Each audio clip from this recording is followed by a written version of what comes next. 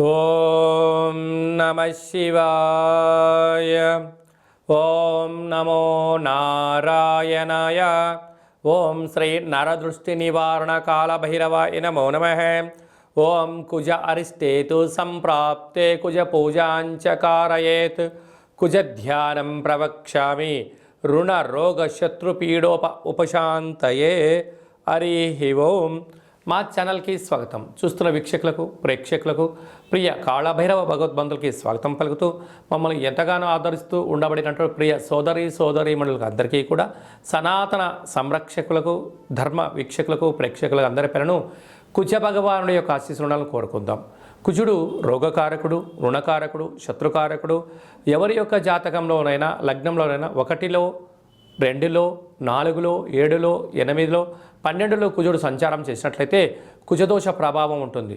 అలాంటి రుణాలు రోగాలు కుజదోష ప్రభావం ఎవరిపైన ఉండకుండా అందరినీ చల్లని చూపులతో ఆయురారోగ్యాలుగా ఆశీర్వదించాలని ఏడాది తర్వాత కుజ భగవానుడు 28వ తారీఖు 12వ నెల 2023 నుండి 5వ తారీఖు 2వ నెల 2024వ సంవత్సరం వరకు సంచారం చేయనప్పుడు ఎలాంటి ఫలితాలు ఉంటాయో, ఏడాది తర్వాత ధనుసు రాశిలో సంచారం చేయనప్పుడు ఎలాంటి ఫలితాలు ఉంటాయో సవివరంగా సంపూర్ణంగా తెలుసుకుందాం. మకర రాశి వారికి ఏడాది తర్వాత ధనుసు రాశిలో వ్యయంలో కుజ భగవానుడు సంచారం చేయడం వలన కొద్దిపాటి ధనం మంచినీళ్ళలాగా ఖర్చు అవ్వడం, దూరావాయు జల ప్రయాణంలో ఖర్చులు పెట్టడం, హంగులకు ఆర్భాటాలకు అపోహలకు వెళ్ళి మీ యొక్క ధనాన్ని ఖర్చు పెట్టే పరిస్థితి ఉంటుంది.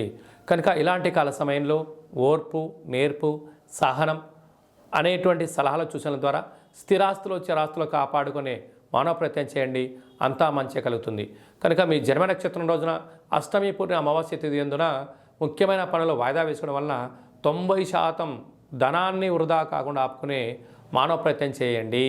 కుజ భగవానుడు అందరినీ చల్లగా ఆశీర్వదించాలని 1లో కుజుడు ఉన్నాడు రుణ సమస్యలు, రోగ సమస్యలు. 2లో కుజుడు ఉన్నాడు ధనపరమైన సమస్యలు. 4లో కుజుడు ఉన్నాడు ఏ పని జరిగినా చేయాలన్నా విజయవంతం కాకపోవడం, సగంలో ఆగిపోవడం.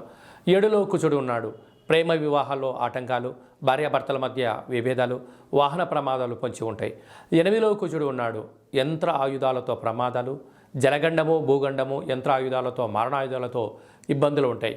వ్యయంలో కుజుడు ఉన్నాడు ఖర్చు పెట్టడమే తప్ప తిరిగి తెచ్చుకోవడం లేనటువంటి పరిస్థితి ఉంటుంది.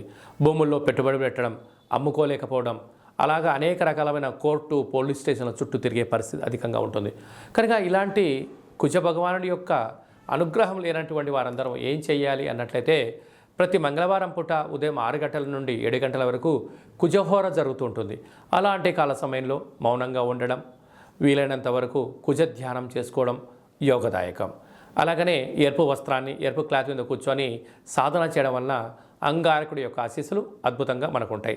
అలాగా ప్రతి మంగళవారం పూట కందిపప్పుతో కూడుకున్న ఆహారాన్ని భుజింపచేయడం, ఒక ఎరుపు క్లాత్లో 1 కేజీ బావు కందులను కానీ కందిపప్పును కానీ మూటకట్టి ఒక 7 ఎర్రటి ఒత్తులను ఆముదంలో నానబెట్టి ఇలాంటి సమస్యలు ఉండబడిన వారికి దిష్టి తీసి ప్రవహించే నీటిలో వేయడం వలన చేపలు లాంటివి అనేక తిని తనకున్న కుజదోషం తొలగిపోతుంది. అలాగనే నానబెట్టి గోమాతగా పెట్టడం వల్ల కర్మదోషం తొలగిపోతుంది. అలా కుదరలేదు బ్రాహ్మణుడికి దానం ఇవ్వడం వల్ల, ఆ బ్రాహ్మణ భోజనం చేయడం వల్ల మనకు సంచిత ప్రారంభ ఆగమిక కర్మలు తొలగిపోతాయని చెప్పి గమనించాలి. అలా మీరు పడుకునేటువంటి రూమ్లో ఒక ఎరుపు లైట్ని ఏర్పాటు చేయడము, ఎరుపు క్లాత్తో పైన పడుచుకొని పడుకోవడము, అలాగే ఎరుపు వస్త్రాన్ని దానం చేయడం వల్ల రుణ సమస్యలు, రోగ సమస్యలు తొలగిపోతాయి.